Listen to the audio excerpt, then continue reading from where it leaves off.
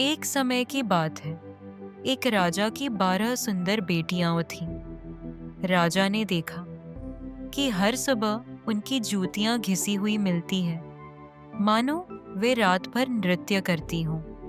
इस रहस्य को सुलझाने के लिए राजा ने घोषणा की कि जो कोई इस गुत्थी को सुलझाएगा वह अपनी पसंद की राजकुमारी से विवाह कर सकेगा और भविष्य में राजा बनेगा।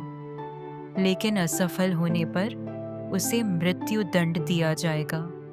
कई राजकुमारों ने प्रयास किया, लेकिन सभी असफल रहे।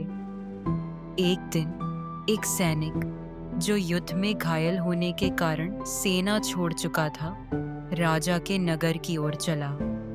रास्ते में उसे एक बुरहिया मिली जिसने उसकी मदद की और बदले में उसे एक जादुई चोगा दिया जो पहनने पर अदृश्य बना देता था।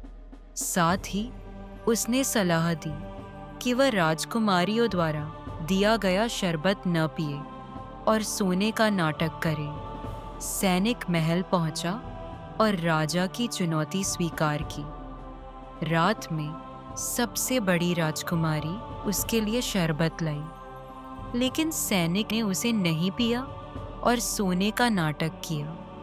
जब राजकुमारियों ने देखा कि सैनिक सो रहा है, तो उन्होंने अपने कमरे के फर्श में एक गुप्त द्वार खोला और नीचे उतर गईं। सैनिक ने अदृश्य होकर उनका पीछा किया। वे एक जादुई बगीचे में पहुंची, जहां चांदी, सोने और हीरे के पेड़ थे। सैनिक ने प्रमाण के लिए इन पेड़ों से पत्तियां तोड़ी। आगे बढ़ने पर वे एक झील के किनारे पहुंची, जहां 12 नावें और राजकुमार उनका इंतजार कर रहे थे। सभी राजकुमारियां नावों में बैठी। सैनिक भी अदृश्य होकर सबसे छोटी राजकुमारी के साथ नाव में बैठ गया। नाविक ने महसूस किया कि नाव भारी है, लेकिन राजकुमारी ने इसे नजरअंदाज किया। दूसरी ओर पहुंचकर वे एक शानदार महल में गईं, जहां पूरी रात नृत्य किया। सुबह 3 बजे वे वापस लौट आईं। सैनिक ने उनसे पहले महल पहुंचकर सोने का नाटक किया।